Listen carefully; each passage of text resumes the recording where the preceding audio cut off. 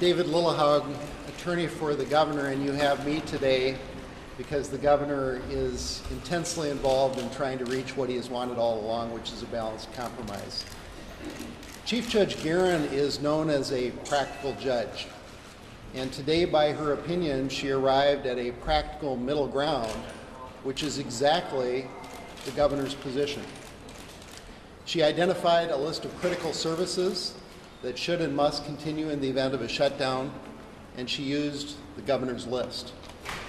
That list was based not on the governor's personal priorities, but on what he understands his constitutional authority and obligation to be in the event of a shutdown. And his goal, his number one goal, is to protect the lives and safety of the people of Minnesota. Chief Judge Gearin's order says she agrees with the governor in that regard. Chief Judge Gearin rejected the view that no government services could continue in the event that appropriations bills are not enacted into law. That's one extreme. She also rejected the view that basically all government services should continue in the event of a shutdown. That's the other extreme.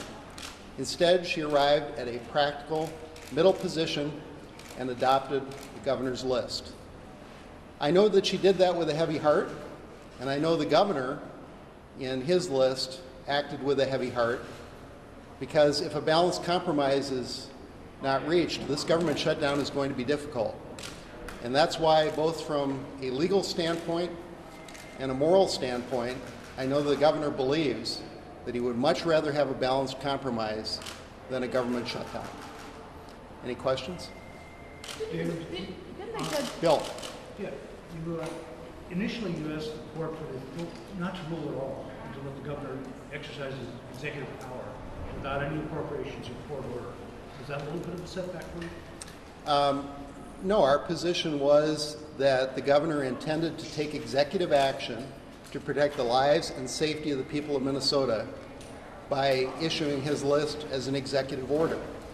We then said to the judge, if you decide to issue an order, then issue an order that adopts and ratifies the governor's list. And that's exactly what she did. So she got to the same point as the governor by a slightly different route. But I think it's very significant, as you read through the opinion, repeatedly she says she agrees with the governor. She agrees with his view of his constitutional responsibility, which is to protect the lives and safety of the people of Minnesota. What will the state look Mr. Kessler. Thank you, sir. What will the state look like under this order for shutting down the services? What does it look like? Well, Chief Judge Gearin laid out in her order what that is going to look like, which is that there are many government services that may be necessary, that may be desirable, that may be appropriate, but that cannot be continued under the Constitution unless the legislature enacts appropriations bills that can be enacted into law. They can do that in either of two ways. They can do it with a 2/3 majority of each house, or they can do it with the agreement of the governor. And Chief Judge Gearin was very clear, giving a number of examples, that there are things maybe that she would like to see continued, that the governor would like to see continued, but that under the Constitution cannot be continued. Is it harsh? Will it look harsh? Will people notice? Based on her order, this is going to be a tough shutdown. This is going to be a tough shutdown, and people will notice. Anyone who says that government doesn't do anything and doesn't do it well, upon reading this order, and if we do reach a shutdown on July 1, they're going to realize they're very, very wrong. Let's see, Ms. Stassenberger, I thought had a question. Uncharacteristically, she passes. Yes, Steve. Didn't the order also constitute a bit of a setback for the governor in practical terms, in that she ordered that local government aid and K-12 payments should proceed to be dispersed? We're still reviewing that part of the order. And the reason I'm saying we're still reviewing it, and I'm not prepared to comment on that at this point, is that she also set up a special master with a very limited purpose, and we're trying to figure out what the relationship is between that part of the order and the part of the order regarding the special master. I will say that as far as appointing special master, she appointed a very good one, former Chief Justice Kathleen Gearin, who the governor had proposed as a mediator. So we're perfectly satisfied with that part of the order. We also note that the responsibilities of the special master and whatever they relate to, which is not yet clear, are considerably narrower than the responsibilities of the special master in 2005. This special master is not going to be deciding what a core function is or what a critical service is. Chief Judge Gearin decided that in her order, and her decision coincides almost exactly with the governor's decisions. Mr. Lillehaug, does the judge's order reduce the chances of a budget agreement for shutdown because there's a safety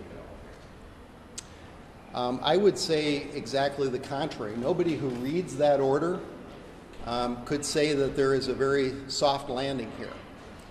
What she did was say that the governor has a right and obligation to maintain critical services necessary to preserve life and safety, but not much more.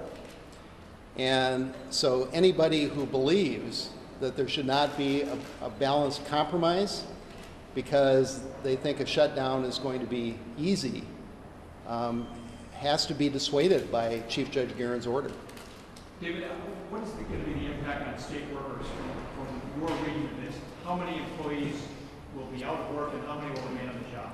The impact on state workers is going to be very, very substantial. Because Chief Judge Gearin adopted the governor's list, you can go through that list and you can see the Department of Government and you can see exactly how many employees are going to stay in place. The governor's office itself is going to be substantially downsized, and there are going to be many, many employees from many, many departments that unfortunately are going to be not working on July 1 unless a balanced compromise is reached. Now, what the matter is going to be with the legislature as far as House and Senate employees, we haven't heard an announcement on that yet, but there are going to be a lot of government employees who are not going to be working, and people will feel that. As a follow-up, how would you compare what people will see in 2011 compared to 2005 in terms of services available and the impact on their daily lives? As we emphasized to the court on behalf of the governor, this is not 2005. In 2005, a number of the appropriations bills had been passed and signed into law. That is not true this time. In 2005, the special master was given expansive authority to decide what was a core or essential service, and that special master does not have the authority today. Chief Judge Gearin herself said in open court, this is not 2005, and if we do not reach a balanced compromise, then the people of Minnesota are going to realize this is not 2005. What areas is the general public going to notice the most, do you think? I'm just a lawyer, and I'm here to talk about her decision. I would refer you to the individual departments of government to talk about what is and is not going to continue in the event a balanced compromise is not reached. So I think, aren't you a Impasse subscriber? I thought you drove a Lexus and would be driving down. Never mind. Yeah.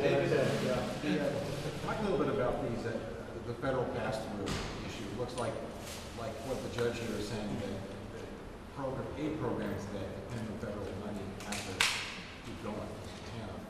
The judge said that the federal supremacy clause controls on a program-by-program basis, and she cited some of the federal programs that will continue, which again is consistent with the governor's position. In particular, she called out some programs that go directly to the life and safety and the health of poor people. And the governor has announced that under his plan, those would continue. Those payments to individuals and providers would continue, and Chief Judge Gearin today said she agreed with the governor on that. David, she made some reference in her ruling to some slight modifications. Do you see any of what she deviated from the governor's position? What she did was attach the governor's list to her order. We had called it Exhibit B. It is Exhibit A to her order. And then she very carefully, obviously, went line by line and reviewed what she considered to be a critical service. And in what looks like 98% of the lines, she did not make any markings. But on a couple of them, she did make some markings. One of them, I think, was with respect to the Capitol grounds. She emphasized that they do need to be maintained, but very minimally. So she showed, I think, a great deal of care in reviewing the governor's plan and adopting it, I think as she put it, with only minimal revisions. So for one last question, who might want to or need to come to the Capitol?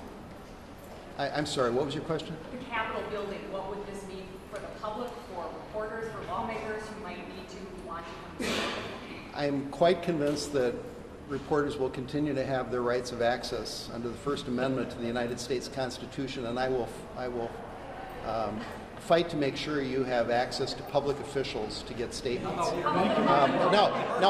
that was a facetious answer. Seriously, I would refer you to the Department of Administration, and I refer you to the Governor's office with respect to the plans for the Capitol. I'm not into that level of detail. David, what do you think? What did it mean to you when Judge Gearin last week compared this to Hampton Jail? I think Judge Gearin was using a practical term to describe the situation that the state finds itself in. I'm representing the governor. I know how hard he is working to try to reach a balanced compromise. I also know, and he's told me, that as a former United States Senator, he understands that the primary responsibility for passing a budget that can be enacted into law, either by 2/3 of the legislature or by agreement of the governor, is primarily the legislature's. The legislature has primary responsibility for the power of the purse. And so it's up to the legislature to decide, do we reach a balanced compromise either with our own members, and apparently the legislature is gridlocked, or with the governor? I think that's what Chief Judge Gearin was referring to. Thank you all. Okay, thank you. Thank you.